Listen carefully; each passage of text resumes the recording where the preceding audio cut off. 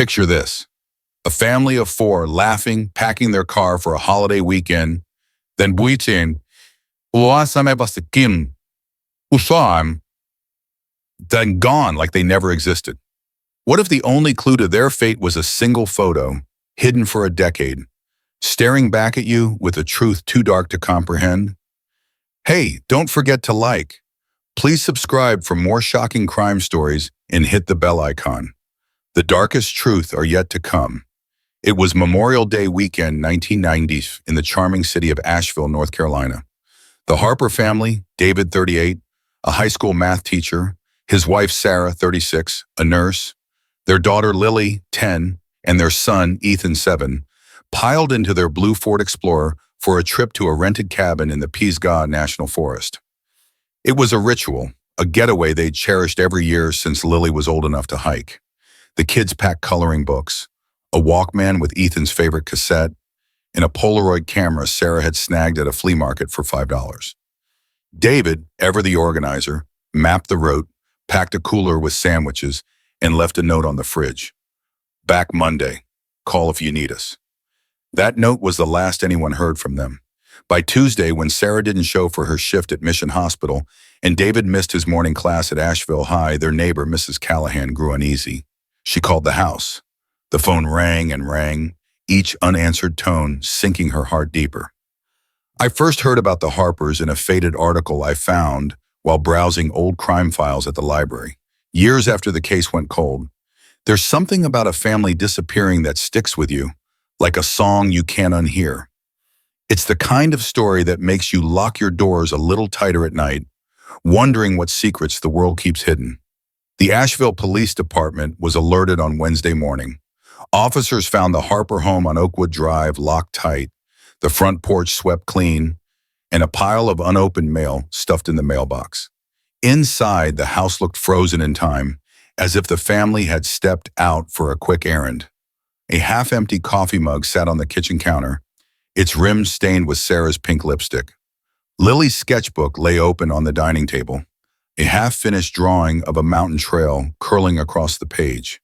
Ethan's toy T-Rex was tucked under a couch cushion, like he'd hidden it there for safekeeping.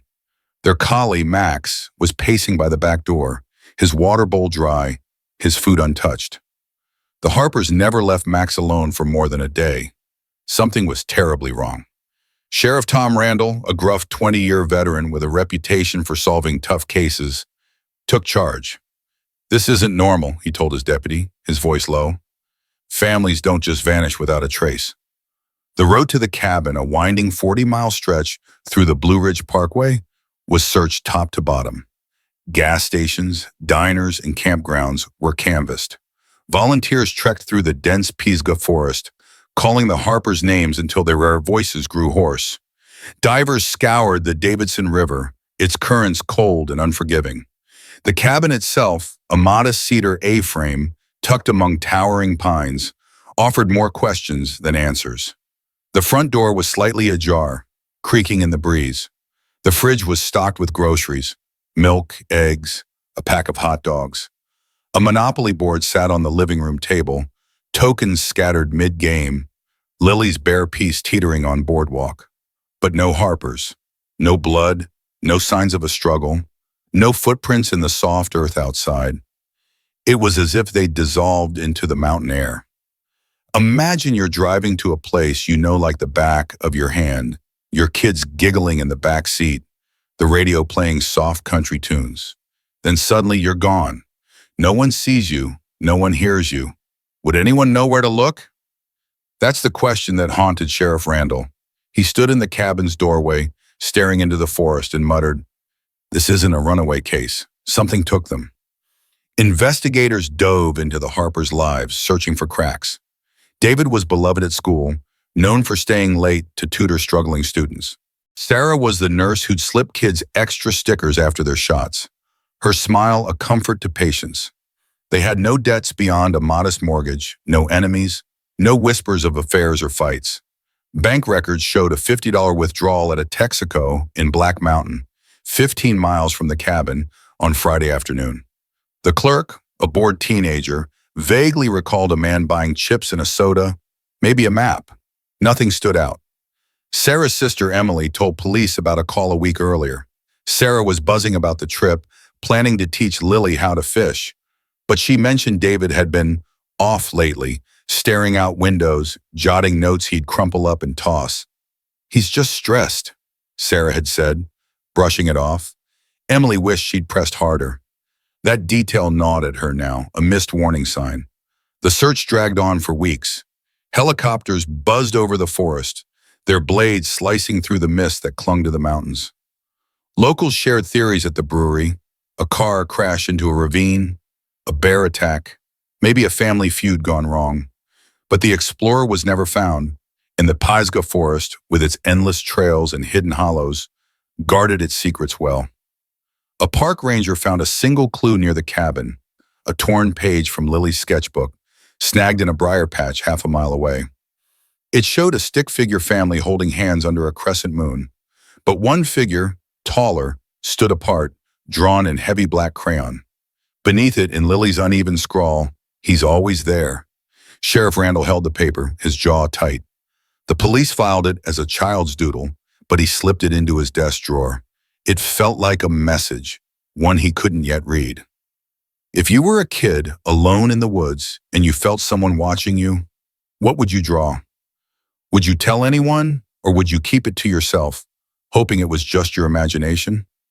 I think about Lily a lot, wondering what she saw that night. The case faded over time. Months became years. Asheville moved on. The Harper's story reduced to a cautionary tale told at campgrounds.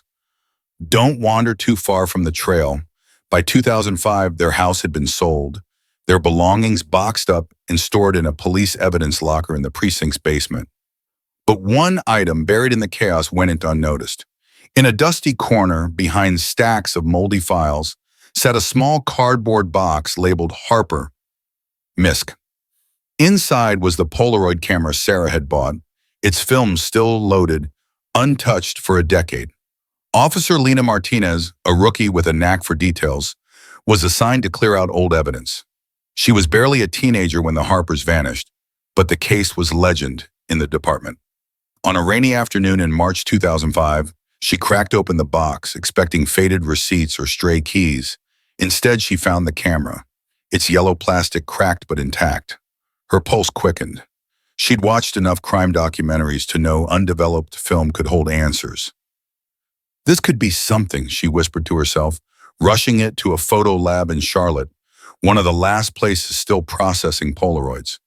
The technician, an older man with shaky hands, warned her the film might be too degraded.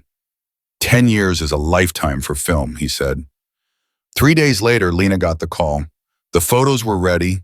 She spread them out on a table in the precinct's break room, her hands trembling. There were 15 images, some faded to sepia, others startlingly clear. The first few were snapshots of a happy family. Ethan sticking out his tongue in the back seat, Sarah adjusting her sunglasses with a grin, David pointing at a "Welcome to Pisgah" sign. Lily had snapped a blurry shot of Max chasing a squirrel, his ears flapping. Normal moments, the kind you'd find in any family album. But as Lena flipped through the stack, the mood shifted, like a storm rolling in. The 11th photo showed the cabin at dusk, its windows glowing warm against the darkening forest. The Monopoly board was visible through the glass, Lily's bear token in the lead. It proved the Harpers had reached the cabin, a fact never confirmed until now. The 12th photo was darker, taken outside, the flash catching a faint shape in the trees beyond the porch. A figure tall and thin stood just outside the light's reach, too distant to identify. Lena's stomach twisted. She'd hiked those trails herself. Nobody wandered that far from the path at night. The 13th photo was inside the cabin, the living room dim, the fire reduced to embers. Sarah sat on the couch, her face tight, staring at the window as if she'd heard something. Behind her, barely visible in the shadows, was a shape, a person, maybe, standing in the doorway to the kitchen. The 14th photo was worse. It showed David, his back to the camera, standing in the cabin's narrow hallway. The same figure from the trees was closer now, inside, just steps behind him. Lena could make out a glint in the figure's hand. Metal, maybe a knife or a tool. Her breath caught in her throat. The final photo, number 15, stopped her cold. It was pitch black, the flash harsh, illuminating Lily and Ethan huddled on the floor, their faces pale, eyes wide with terror. Behind them stood a man, tall, gaunt, with a jagged scar slicing across his jaw. His hand was raised, fingers inches from the lens, as if he'd lunged just as the shutter clicked. The photo was taken in the cabin's bedroom. The kids' sleeping bags crumpled in the corner. No one spoke as Lena laid it on the table. Sheriff Randall, now gray and nearing retirement, stared at it, his face unreadable, before walking out of the room. Who was this man? How had he gotten inside? And why had no one seen him before? The Harper's case, frozen for a decade, roared back to life. But the answers it promised were darker than anyone in Asheville could have imagined. I keep thinking about that sketch of Lily's, the black crayon figure labeled, "He's always there." What did she see in those woods? Sometimes I lie awake, wondering if she knew something the rest of us were too blind to notice. The photos were sent to the FBI for analysis. The man's scar was distinctive, a lead that didn't match any known associates of the Harpers. Detectives pulled records of every transient, hiker, or ex-con in the area from 1995. Nothing matched, but a retired ranger called in to consult paused when he saw the photo. "Amos Reed," he said, his voice barely above a whisper. Reed was a recluse, a former logger who'd lived off-grid in the Pisgah Forest since the 80s. He'd been questioned once, years earlier, about a missing hiker but was never charged. Locals called him a ghost, a shadow who moved through the woods unseen. Some said he'd been spotted near cabins, watching from the trees, but no one took it seriously until now. The investigation turned to Reed's old haunts. A search team was dispatched to a forgotten corner of the forest, where an abandoned shack stood, half swallowed by vines and moss. What they found inside would unravel a decade of silence and reveal a truth that would shake Asheville to its core. The shack stood like a scar in the Pisgah National Forest, its rotting planks barely holding against the weight of time. What lay inside would turn a decade-old mystery into a nightmare no one in Asheville could forget. The search team pushed through the overgrown trail, their boots sinking into mud and moss. The air was thick, heavy with the scent of pine and decay. Sheriff Tom Randall led the way. The Polaroid of the scarred man burned into his mind. Amos Reed. The name felt like a curse now, whispered by locals for years but never taken seriously. The shack, hidden 3 miles from the Harper's cabin, wasn't on any map. It was a ghost, like Reed himself, a forgotten relic of the forest's past. As the team approached, a rusted padlock hung loose on the door, its chain snapped years ago. Randall signaled for silence. He didn't know what they'd find, but he felt it in his gut. Something evil had taken root here. Inside, the air was foul, a mix of mildew and something sharper, like old blood. The single room was cluttered with debris, shattered glass, a splintered chair, a mattress sagging in the corner, its stains dark and unreadable. On the walls, scratched into the wood, were tally marks, dozens, maybe hundreds, carved with something sharp. Officer Lena Martinez, clutching the evidence bag with the Polaroids, scanned the room. Her eyes caught on a shelf above the fireplace. There, in a rusted tin, sat a stack of driver's licenses, their edges curled with age. She opened the tin, her hands steady despite her racing heart. The first ID belonged to a woman named Clara Holt, reported missing in 1987. The second was a man, James Perry, vanished in 91. There were 8 in total, all from the Carolinas, all linked to missing persons cases within 50 miles of Pisgah. None were the Harpers, but the pattern was undeniable. I keep picturing those licenses, faces smiling in photos taken for routine days, renewals, new jobs, normal life. Imagine someone keeping them like trophies, holding on to your identity while you're erased from the world. It makes my skin crawl. The team searched deeper. Beneath a loose floorboard, they found a metal box, its lid sealed with duct tape. Inside was a journal, its pages brittle, filled with cramped handwriting. The entries were dated, starting in 1980 and signed AR. Amos Reed said. The words were erratic, a mix of poetry and ramblings. One page read, "They come to the woods, bright and loud, but the forest keeps them quiet." Another, dated August 1994, mentioned a family by the river, too trusting, too soft. Sheriff Randall's jaw tightened as he read aloud, "The girl sees me. She draws what she shouldn't." Lena thought of Lily's sketch, the black crayon figure labeled, "He's always there." Had she seen Reed watching them, lurking in the shadows? The journal wasn't the only find. Tucked behind the mattress was a plastic bag, heavy with odds and ends. A child's hair tie, a broken watch, a keychain with a faded photo of a dog.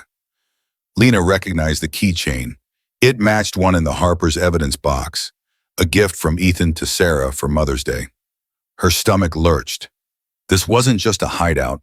It was a shrine to the lives Reed had stolen. The team photographed everything, their flashlights cutting through the gloom. In the corner, half buried under a pile of rags, they found a Polaroid camera, not the Harper's, but an older model, its lens cracked. A single photo was still inside, jammed in the slot. Lena carefully pried it out. It showed a clearing in the forest, a shallow trench dug in the earth, and a pile of clothes. Blue jeans, a child's sneaker, a woman's scarf. The date on the back, in faded ink, May 28th, 1990. That date hit like a punch. It was the Sunday of Memorial Day weekend, the last day anyone could have seen the Harpers alive. Lena handed the photo to Randall, who stared at it, his face pale. "This is no coincidence," he said. The team marked the shack for forensic analysis and called in the FBI. The clearing in the photo was their next target, but the forest was vast, and night was falling. They'd have to wait until dawn. Back at the precinct, the Polaroids from the Harper's camera were re-examined. The scarred man, Amos Reed, they were sure now, had been inside the cabin. The FBI ran his scar through their database, pulling up a file from 1982. Reed, then 29, had been arrested for trespassing near a campground, claiming he was protecting the forest. He'd spent 6 months in a county jail, then vanished. No family, no address, no trace after 1983. But his scar, described in the arrest report as jagged, likely from a blade, matched the man in the photo. A sketch artist updated an old composite, and locals gasped when it was shown on the news. A hiker recalled seeing a man like that in '94, lingering near a trailhead, his eyes empty, like he wasn't all there. Another claimed he'd heard rustling outside their cabin years ago, but chalked it up to animals. The pieces were falling together, but the picture was grim. If you were camping and heard footsteps outside your tent at 2 a.m., would you check, or would you lie still hoping they'd pass? I think about the Harpers hearing those steps, not knowing who was circling their cabin. It's the kind of fear that lingers. The next morning, a search team, guided by the Polaroid's background, found the clearing 2 miles from Reed's shack. The trench was still there, grown over with weeds but unmistakable. Cadaver dogs were brought in, their noses low to the ground. Within hours, they signaled a hit. The team dug carefully, each shovelful heavy with dread. At 3 feet down, they found fabric. A child's jacket, blue with a dinosaur patch, Ethan's favorite. Then a woman's shoe, a man's wallet, a girl's hair clip. The remains came next. 4 sets, skeletal but intact, buried together. Dental records confirmed it within days. David, Sarah, Lily, and Ethan Harper, lost for a decade, had been found. The news hit Asheville like a tidal wave. Families who'd hiked those trails for years locked their doors. The local paper ran a headline, "Forest Grave Ends Decade of Mystery." But for Sheriff Randall, it wasn't over. The journal, the licenses, the Polaroids, they pointed to more than just the Harpers. Reed was a predator, methodical and patient, preying on families who came to the forest seeking peace. The FBI cross-referenced the licenses with cold cases. Clara Holt, the woman from 1987, had vanished with her husband during a camping trip. James Perry, gone in 1991, had been fishing with his son. At least 6 other cases showed Reed's pattern. Families, isolated cabins, no witnesses, no bodies, until now. Forensic teams tore apart the shack. Fibers from Sarah's scarf were found in the mattress. David's fingerprints were on a knife handle buried under the floor. DNA from the hair tie matched Lily's. The evidence was overwhelming, but Reed was still out there. Or was he? A 96 report surfaced, buried in a ranger's log. A body badly decomposed had been found in a ravine 10 miles from the shack, ruled a suicide by hanging. Dental records, run years later, confirmed it was Amos Reed. He died a year after the Harpers, taking his secrets with him. The rope in the Polaroid, the one he held in the Harper cabin, was a match for the one found with his body. But one question lingered. The journal's final entry, dated May 29, 1995, read, "They're safe now with the others. The forest keeps them all."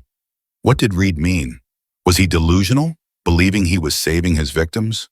Or was there something darker, a ritual no one understood? The FBI found no more graves, but the tally marks on the shack's walls, 112 of them, haunted investigators. Were they days, victims, or something else entirely? The Harpers case was closed in June 2005. The town held a memorial, the church overflowing with flowers and tears. Emily, Sarah's sister, spoke, her voice breaking. "They were my family, my heart. At least now they're their home." Lena, now a detective, kept Lily's sketch on her desk, a reminder of the girl who'd seen too much. The Polaroids were locked away, too disturbing for public release. But I got a chance to see them, thanks to a contact in the department. That final image, Lily and Ethan, eyes wide, Reed's scarred face looming, still wakes me up at night. It's not just the fear in their faces. It's the realization that sometimes the truth is right in front of us, waiting in a forgotten box, but we're too late to hear it scream. Some mysteries don't end because they're solved. They end because the weight of the truth is too heavy to carry any longer. The Harpers are at rest, but the forest still whispers. And I wonder, how many others are out there buried in the silence, waiting for someone to look just a little harder? Well, have you ever heard of a case like this? Comment your thoughts. That's all for today. Thanks for watching, and catch you in the next one.